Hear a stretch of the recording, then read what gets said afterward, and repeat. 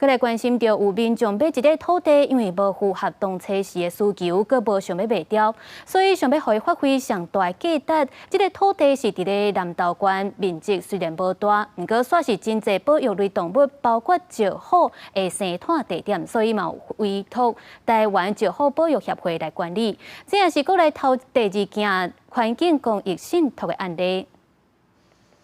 空中画面会当看到南投中兴新村后山后山充满热气，有民众为着要远离城市，直接要经地，只是这后山无如愿定机。不过，伊无想要直接卖掉，是希望发挥更较大的生态价值，所以透过公益信托，委托给台湾石虎保育协会理事李景宏来管理。 交由有能力维护的生态伙伴，比单纯卖掉换现金更有价值。小小耕地顶有200平大，说是野生动物的乐园。透过红外线相机记录到各种珍贵、罕咧看的动物，其中更加包括石虎、白色鸟。受委托的李景宏表示，会守护好土地，替石虎等动物创造更较侪栖息地。我们可以透过土地信托。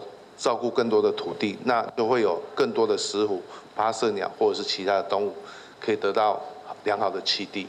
不过，申请公益信托过程开3年，拄着袂少困难，因为土地是耕地，无法度受特殊法令，所以改以个人的名义。款团嘛指出，目前还无有免税优惠，不利更较侪民间参与。我们并没有免税的优惠，这也会 造成很多人没有办法，民间的力量没有办法投入进来。这是国内第2个环境公益信托的案例。第一件是伫新竹青林里山石虎保育协会强调，会尽量维持土地原况。不过，耕地内底有关价较大的人工设施，已经做竹仔桥，互野生动物来通行。